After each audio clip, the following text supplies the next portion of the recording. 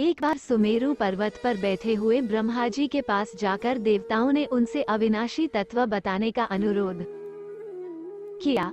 शिव जी की माया से मोहित ब्रह्मा जी उस तत्व को न जानते हुए भी इस प्रकार कहने लगे, मैं ही इस संसार को उत्पन्न करने वाला स्वयंभू, अजन्मा, एकमात्र ईश्वर, अनादि भक्ति, ब्रह्म घोर निरंजन आत्मा हूँ।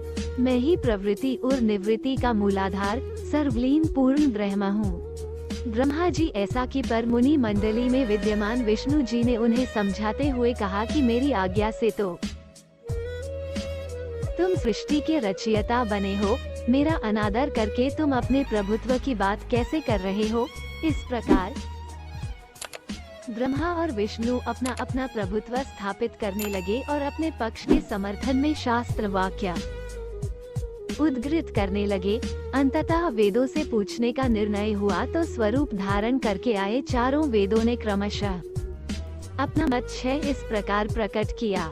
ऋग्वेद, जिसके भीतर समस्त भूत निहित हैं तथा जिससे सब कुछ प्रवत होता है और जिसे परमात्मा कहा जाता है, वो एक रुद्र रूप ही है। यजुर्वेद, जिसके द्वारा हम वेद भी प्रमाणित होते हैं तथा जो ईश्वर के संपूर्ण यज्ञों तथा योगों से भजन किया जाता है, सबका दृष्टा वो एक शिव ही है। सामवेद, जो समस्त संसारी जनों को भरमाता है, जिसे योगी जन ढूंढते हैं और जिसकी भांति से सारा संसार प्रकाशित होता है, वे एक त्रयंबक शिव जी ही हैं। अथर्ववेद, जिसकी भक्ति से साक्षात्कार होता है और जो सब या सुख दुख अतीत अनादि ब्रह्म हैं, वे केवल एक शंकर जी ही हैं। विष्णु ने वेदों के इस कथन को प्रताप बताते हुए नित्य शिवा से रमण करने वाले दिगंबर, पीतवर्ण, धूली धूसरित, प्रेमनाथ, कुवेटाधारी, सर्वावेष्टित, वृपनवाही, निहसंड शिव जी को पर ब्रह्म मानने से इनकार कर दिया। ब्रह्मा विष्णु विवाद को सुनकर ओंकार ने शिव जी की ज्योति, नित्य और सनातन पर ब्रह्म बताया, परंतु फिर भी शिव माया से मोहित ब्रह्मा विष्णु की बुद्धि नहीं बदली। उस समय उन दोनों के मध्य आदि अंत रहित एक ऐसी विशाल ज्योति प्रकट हुई कि उससे ब्रह्मा का पंचम सिर जलने लगा।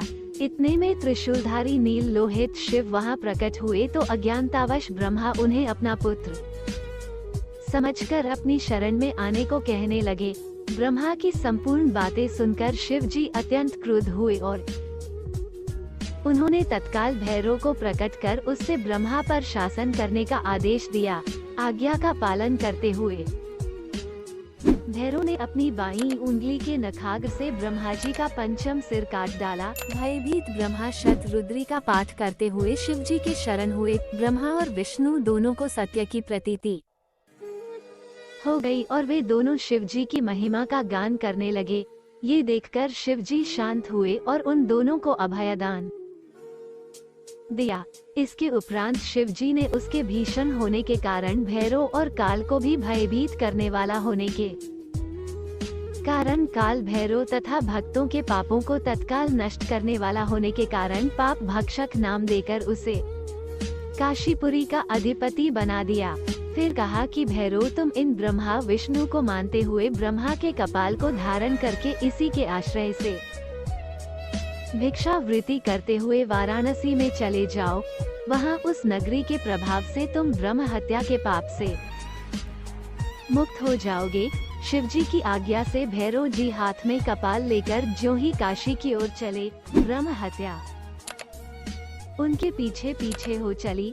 विष्णु जी ने उनकी स्तुति करते हुए उनसे अपने को उनकी माया से मोहित न होने का वरदान मांगा।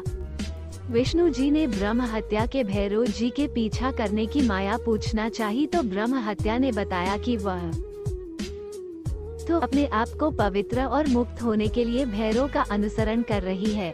भैरव जी ज्यों ही काशी पहुँचे त्यों ही उनके हाथ से चिमटा और कपाल छूटकर पृथ्वी पर गिर गया और तब से उस स्थान का नाम कपालमोचन तीर्थ पड़ गया।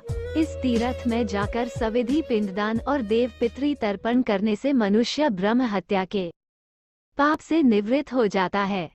तो दोस्तों, शिव जी की कहानी कैसा लगा? कहानी पसंद आया है तो लाइक, शेयर और सब्सक्राइब जरूर करना ताकि आने वाले वीडियो का नोटिफिकेशन आपके पास पहुंच सके।